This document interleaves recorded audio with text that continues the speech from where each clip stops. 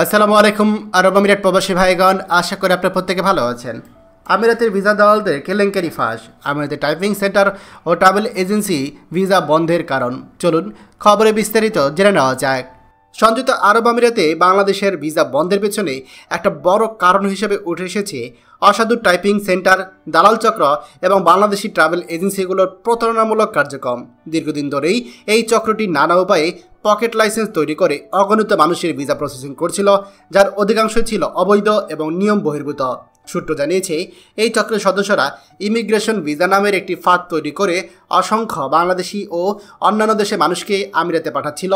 কিন্তু আশ্চর্যের বিষয় হচ্ছে, তাদের লেবার কার্ডের ফি বা সার্ভিস চার্জ পরিশোধ করা হয়নি, যা নিয়মতান্ত্রিকভাবে বৈধ নয়। ফলস্বরূপ অনেক কোম্পানির নামে হাজার হাজার ভিসা ইস্যু হলেও বাস্তবে সেই ভিসাগুলোর কোনো বৈধ শ্রম অনুমোদন ছিল না। এমন পরিস্থিতিতে আমিরাত সরকার প্রায় 2 লাখ লাইসেন্স সাময়িকভাবে ব্লক করে দিয়েছে, যার ফলে নতুন করে কোনো ভিসা প্রসেস করা সম্ভব হচ্ছে না। এই ব্লক কার্যক্রমের কারণে বর্তমানে অসংখ্য এজেন্সি, টাইপিং সেন্টার এবং ট্রাভেল অপারেটর কার্যত স্থবির হয়ে পড়েছে। ফলে অনেকের ভিসা নবায়ন বা নতুন ভিসা করতে না পেরে অনিচ্ছাকৃতভাবে অবৈধ হয়ে পড়ছে।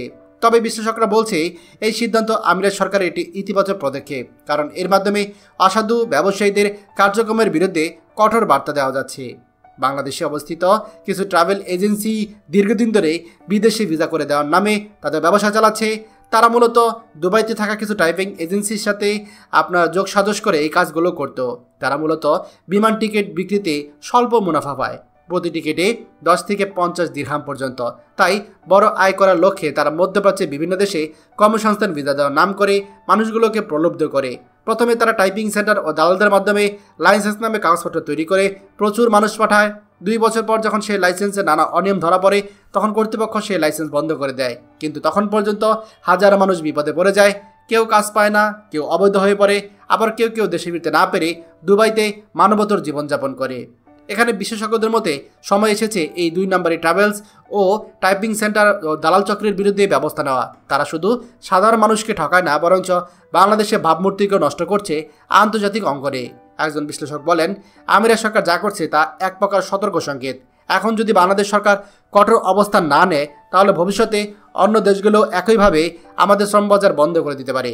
তাই ভিসা বন্ধ থাকাটা আপাত দৃষ্টিতে কষ্টের জন্য আমাদের একটা কষ্টের বিষয়, কিন্তু এটি দিন শেষে আমাদের জন্য একটা সতর্কতা এবং সুযোগ। অসাধু দালালদের হাত থেকে এই শ্রমবাজারটাকে রক্ষা করার সুযোগ। বাংলাদেশের ট্রাভেল এজেন্সি, দুবাইতে থাকা রিক্রুটিং এজেন্সি এবং সংশ্লিষ্ট কর্তৃপক্ষ যদি এখনই সচেতন না হয়, তাহলে সাধারণ পরিশ্রমী শ্রমজীবী মানুষের স্বপ্ন আরও কঠিন হয়ে উঠবে। খবরটি আমাদের আরব আমিরাতে সকল প্রবাসীদের সাথে এখনই শেয়ার করে সবাইকে এই গুরুত্বপূর্ণ খবরটি জানার সুযোগ করে দিন। আর আপনি যদি আমাদের এই চ্যানেল নতুন হয়ে থাকেন, অবশ্যই আমাদের চ্যানেলটিকে সাবস্ক্রাইব করুন আরব আমিরাতে সকল গুরুত্বপূর্ণ খবরাখবর সবার আগে পাওয়ার জন্য। ধন্যবাদ সবাইকে। আমাদের সকল ভিডিও আপডেট সবার আগে পেতে আমাদেরকে সাবস্ক্রাইব করুন। সাবস্ক্রাইব করতে সাবস্ক্রাইব বাটনে ক্লিক করুন এবং বেল আইকনটি চাপুন, যাতে আমাদের কোনো লেটেস্ট ভিডিও আপনি মিস না করুন।